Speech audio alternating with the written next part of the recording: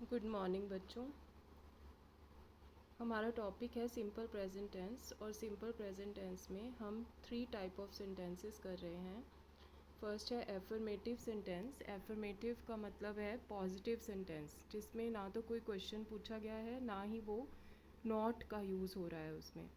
दूसरी type of sentence है negative sentence और लास्ट टाइप ऑफ सेंटेंस है इंटेरोगेटिव सेंटेंस। फर्स्ट हम स्टार्ट करते हैं सिंपल प्रेजेंट टेंस से।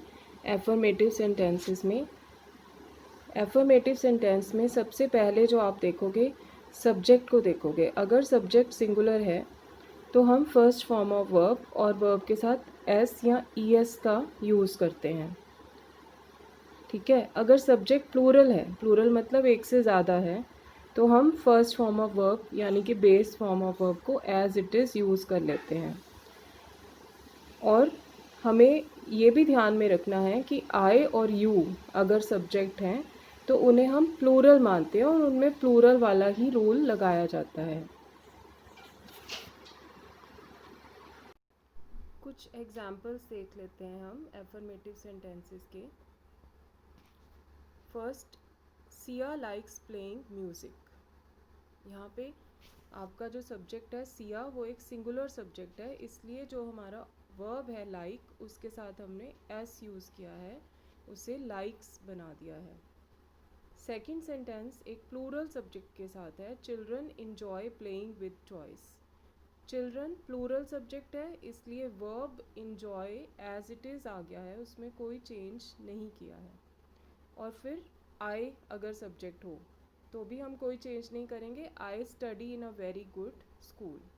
और अगर यू सब्जेक्ट हो तो भी हम कोई चेंज नहीं करेंगे, यू डांस वेरी वेल।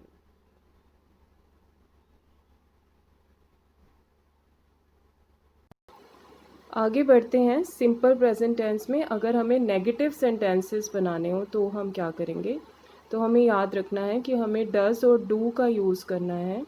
अगर सब्जेक्ट सिंगुलर है तो हम डज़ यूज़ करते हैं, नॉट का यूज़ करते हैं और फर्स्ट फॉर्म ऑफ वर्ब लगाते हैं। यहाँ पे आपने ध्यान देना है कि हम एस और ई एस यूज़ नहीं करते हैं अगर हम डज़ इस्तेमाल कर रहे हैं तो।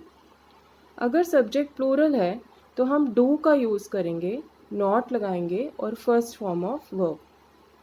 आई और यू को प्लूरल सब्जेक्ट ही मानेंगे और अगर हम डज़ यूज़ कर रहे हैं तो हम एस या ई एस नहीं लगाते हैं वर्ब के साथ।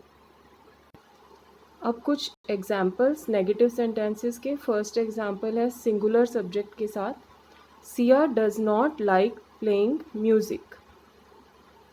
सब्जेक्ट है सिया, सिंगुलर सब्जेक्ट है, नॉट यूज़ करना था इसलिए हमने डज़ इस्तेमाल किया और लाइक को हमने एज इट इज़ यूज़ किया, उसके साथ एस या ई एस नहीं लगाया। Second, children do not enjoy playing with toys. Children plural subject है इसलिए हमने डू यूज़ किया। और next, I do not study in a very good school. I अगर हमने यूज़ किया तो वो सब्जेक्ट है और आई को हम प्लूरल मानते हैं इसलिए उसके साथ हमने डू यूज़ किया। और यू को भी प्लूरल कंसिडर किया जाता है, you do not dance very well. आगे बढ़ते हैं इंटेरोगेटिव सेंटेंसेस की तरफ, यानी कि क्वेश्चंस अगर हमें बनाने हैं सिंपल प्रेजेंट टेंस में तो फिर हम डज़ और डू ही यूज़ करेंगे, बस उनकी पोजीशन चेंज हो जाएगी। डज़ फिर सब्जेक्ट फिर फर्स्ट फॉर्म ऑफ वर्ब, उसके बाद आपका ये सेंटेंस बन जाएगा अगर सब्जेक्ट सिंगुलर है। अगर प्लूरल है तो डू यूज़ करेंगे और आई और यू को इसमें भी प्लूरल ही माना जाता है। और अगर हम डज़ यूज़ करते हैं तो उसके साथ हम वर्ब में एस और एस नहीं लगाते।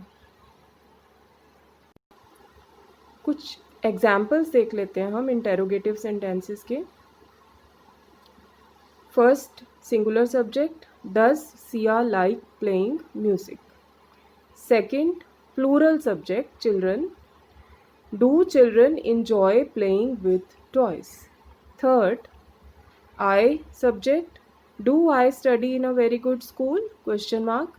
And fourth, you subject, do you dance very well. तो इसके साथ आपका सिंपल प्रेजेंट टेंस का ये टॉपिक, जिसमें आपको एफर्मेटिव, नेगेटिव और इंटेरोगेटिव सेंटेंसेस बनाने हैं, वो ख़त्म हो जाता है। अब हम इसकी प्रैक्टिस करेंगे अपनी क्लास में।